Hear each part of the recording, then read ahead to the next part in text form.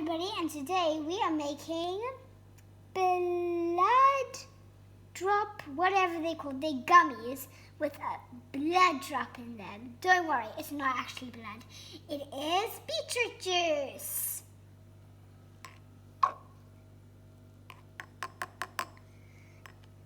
Since it's close to Halloween, we thought it would be a good idea to have a Halloween party. Well, I actually thought of it. Genius!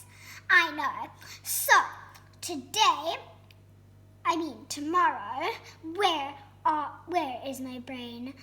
Tomorrow, we are having a Halloween party on Halloween. And, as you know, we are making very lots of food, including our blood gummies.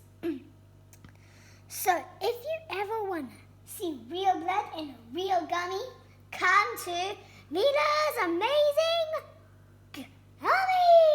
Okay, that's finished. You can cut.